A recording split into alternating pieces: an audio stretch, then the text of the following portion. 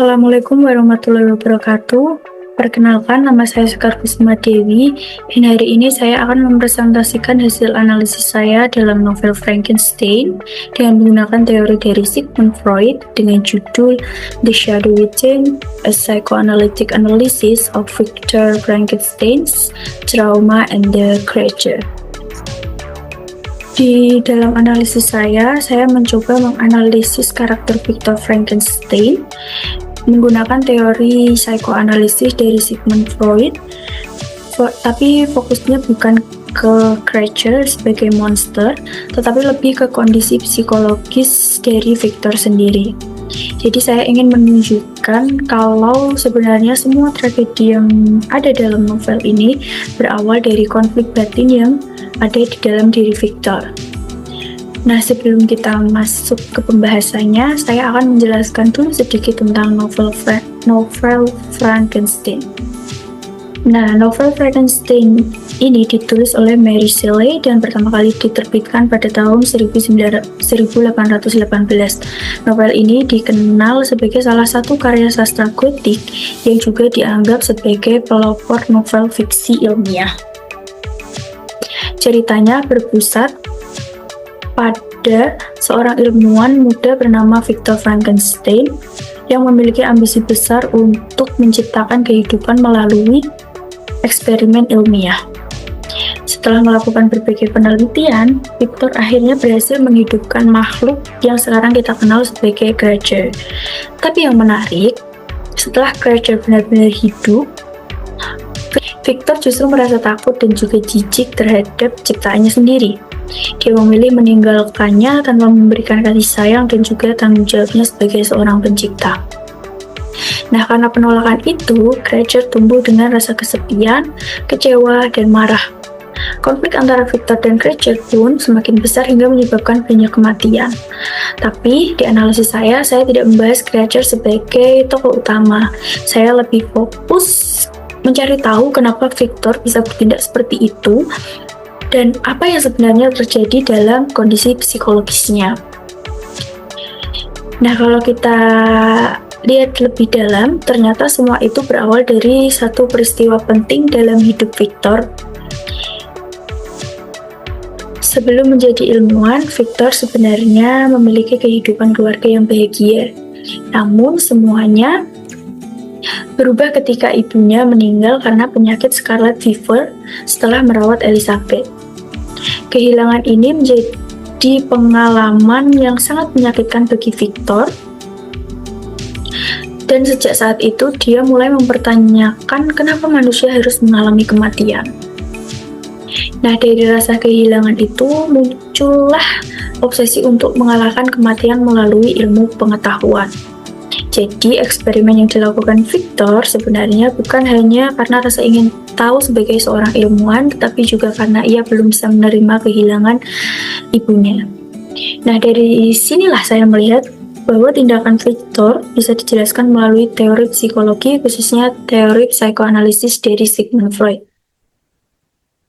Supaya lebih jelas, sekarang saya akan menjelaskan dulu siapa Sigmund Freud dan kenapa saya memilih teorinya. Sigmund Freud adalah seorang ahli saraf asal Austria yang dikenal sebagai bapak psikoanalisis. Menurut Freud, perilaku manusia tidak hanya dipengaruhi oleh apa yang kita sadari, tetapi juga oleh alam bawah sadar atau unconscious. Trauma, pengalaman yang menyakitkan, bahkan emosi yang kita tekan bisa tersimpan di alam bawah sadar. Walaupun kita tidak menyadarinya, hal tersebut tetap mempengaruhi cara kita berpikir dan bertindak. Karena itulah teori Freud sering digunakan dalam kajian sastra untuk menganalisis tokoh-tokoh dalam novel. Dalam analisis saya, teori Freud membantu saya memahami bagaimana trauma yang dialami Victor berkembang menjadi obsesi, rasa bersalah hingga konflik batin yang mempengaruhi seluruh tindakannya. Nah, setelah mengenal siapa Sigmund Freud, sekarang saya akan menjelaskan teori yang saya gunakan dalam analisis saya. Nah, teori pertama yang saya gunakan adalah struktur kepribadian menurut Sigmund Freud. Freud menjelaskan kalau kepribadian manusia terdiri dari 3 bagian, yaitu ID, ego, dan superego. Yang pertama adalah ID. ID ini bisa dibilang bagian yang berisi keinginan atau dorongan dalam diri manusia. ID selalu ingin apa yang kita inginkan langsung terpenuhi tanpa memikirkan akibatnya. Lalu yang kedua ada ego. Nah, ego ini berfungsi sebagai penengah. Jadi, ego mencoba menyeimbangkan antara keinginan kita dengan kenyataan yang ada. Lalu yang terakhir adalah superego. Superego berkaitan dengan nilai moral atau hati nurani. Bagian ini membantu kita membedakan mana yang benar dan mana yang salah. Dalam analisis ini, saya menggunakan 3 konsep tersebut untuk melihat bagaimana konflik batin Victor berkembang sepanjang cerita. Nah, selain struktur kepribadian, Freud juga menjelaskan bahwa trauma bisa tersimpan di alam bawah sadar dan mempengaruhi perilaku seseorang. Dalam analisis saya, ada 3 konsep Freud yang paling penting, yaitu unconscious, repression, dan juga projection. Yang pertama adalah unconscious, yaitu alam bawah sadar. Freud menjelaskan bahwa pengalaman yang menyakitkan tidak selalu hilang, tetapi bisa tersimpan di alam bawah sadar dan tetap mempengaruhi perilaku seseorang. Konsep kedua adalah repression, yaitu ketika seseorang menekan pengalaman traumatis ke alam bawah sadar karena sulit untuk diterima.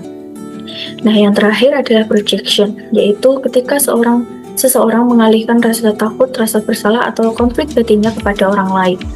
Nah, ketiga konsep inilah yang nantinya akan saya gunakan untuk menganalisis karakter Victor Frankenstein.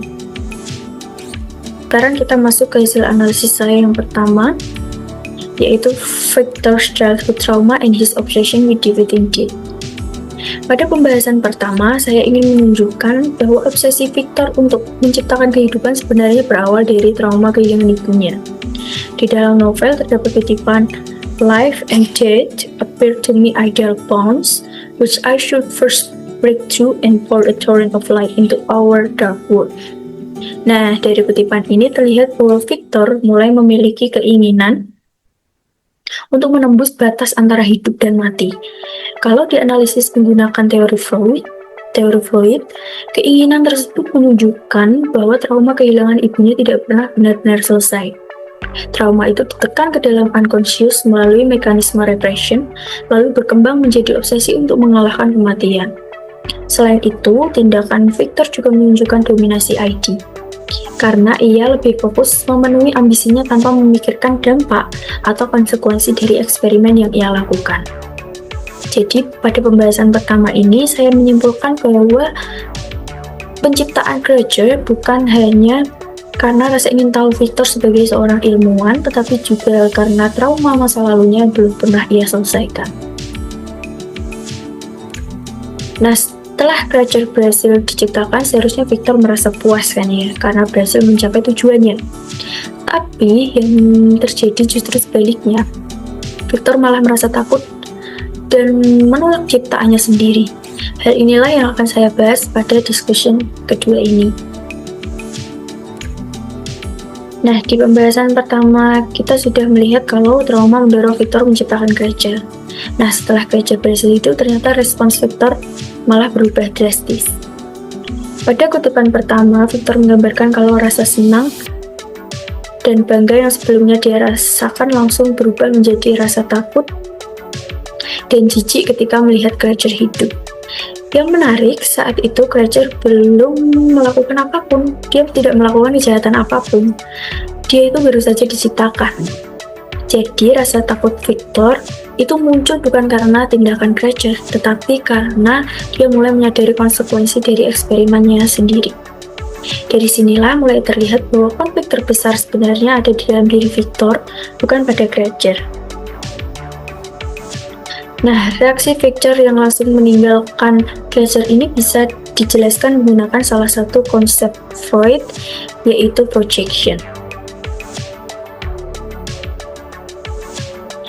Pada kutipan berikutnya dijelaskan bahwa setelah melihat Creature hidup, Victor langsung melarikan diri dan meninggalkan ciptaannya begitu saja. Kalau dianalisis menggunakan teori Freud, tindakan ini menunjukkan disebutkan projection. Projection adalah mekanisme ketika seseorang mengalihkan rasa takut, rasa bersalah, atau konflik batinnya kepada orang lain. Dalam kasus ini, Victor tidak mampu menerima bahwa Granger adalah hasil dari ambisinya sendiri. Akhirnya, semua rasa takut dan penyesalan itu ia arahkan kepada Granger, seolah-olah Granger adalah penyebab semua masalah. Padahal, kalau dipikirkan lagi, Granger hanyalah hasil dari keputusan Victor sendiri. Jadi menurut saya Granger bukan hanya monster secara fisik, tetapi juga menjadi simbol dari konflik psikologis Victor yang belum pernah ia selesaikan. Nah, setelah ditinggalkan oleh Victor, Granger mulai merasa kecewa, kesepian, dan marah kepada penciptanya. Rasa sakit itulah yang akhirnya berubah menjadi balas dendam. Granger membunuh orang-orang yang paling dekat dengan Victor, seperti William, Henry Clerval, dan Elizabeth. Kehilangan demi kehilangan membuat Victor dipenuhi rasa bersalah, karena dia sadar semua tragedi itu berawal dari eksperimen yang dia lakukan sendiri. Sejak saat itu, tujuan hidup Victor berubah. Dia tidak lagi memperbaiki kesalahannya, tetapi justru menghabiskan hidupnya untuk mengejar Granger. Nah, kondisi inilah yang menjadi pembahasan terakhir. Pada pembahasan terakhir, kita bisa melihat kalau kondisi psikologis Victor semakin memburuk. Di kutipan pertama, Victor mengatakan bahwa meskipun tubuhnya masih hidup, hatinya dipenuhi rasa putus asa dan penyesalan yang tidak pernah hilang. Menurut saya, kutipan ini menunjukkan kalau rasa bersalah Victor terus menghantuinya. Walaupun sebelumnya dia mencoba mengalihkan konflik batinnya melalui projection. Tapi ternyata cara itu tidak benar-benar menyelesaikan masalahnya. Semakin banyak orang yang meninggal, semakin besar juga rasa bersalah yang dia rasakan. Nah, puncak dari konflik batin Victor ini bisa kita lihat pada kutipan terakhir. Pada kutipan terakhir, Victor mengatakan bahwa balas dendamlah yang membuatnya tetap hidup. Kalau kita hubungkan dengan teori Freud, di bagian ini terlihat jelas konflik antara ID, ego, dan superego. ID mendorong Victor untuk terus mengejar Granger demi melampiaskan kemarahannya. Di sisi lain, superego terus membuat Victor merasa bersalah atas semua yang telah terjadi. Sementara itu, ego yang seharusnya menjadi penengah sudah tidak mampu lagi menyeimbangkan kedua dorongan tersebut. Jadi bisa disimpulkan bahwa kehancuran Victor bukan hanya disebabkan oleh Granger, tetapi juga oleh konflik psikologis yang terus berkembang di dalam dirinya sendiri. Nah, dari ketiga pembahasan tadi, saya bisa menarik beberapa kesimpulan yang akan saya jelaskan pada slide berikutnya. Nah, berdasarkan ketiga pembahasan tadi, saya bisa menarik beberapa kesimpulan. Jadi, hasil analisis ini bisa kita lihat kalau tragedi dalam Frankenstein sebenarnya tidak hanya disebabkan oleh Granger, tapi juga berawal dari konflik psikologis yang dialami Victor Frankenstein. Trauma karena kehilangan ibunya membuat Victor memiliki obsesi untuk mengalahkan kematian. Trauma tersebut kemudian berkembang menjadi ambisi menciptakan kehidupan baru. Setelah Granger berhasil diciptakan, Victor justru menolak ciptaannya sendiri. Hal ini menunjukkan adanya mekanisme projection, di mana Victor mengalihkan rasa takut dan rasa bersalahnya kepada Granger. Pada akhirnya, konflik antara ID, ego, dan superego membuat Victor tidak mampu mengatasi konflik batinnya sendiri. Akibatnya, ia menghabiskan sisa hidupnya dengan rasa bersalah dan keinginan untuk membalas dendam. Jadi, melalui analisis ini, saya ingin menunjukkan bahwa Granger bukan satu-satunya monster dalam novel ini. Konflik psikologis Victor sendiri juga menjadi penyebab utama terjadinya berbagai tragedi dalam cerita. Untuk mendukung analisis ini, saya menggunakan beberapa referensi yang dapat dilihat pada slide ini, dan itulah presentasi dari saya. Mohon maaf jika ada kesalahan dalam penyampaian ataupun kurang jelasnya video presentasi saya. Saya mohon maaf. Sekian dari saya. Thank you for listening and your attention. Assalamualaikum warahmatullahi wabarakatuh.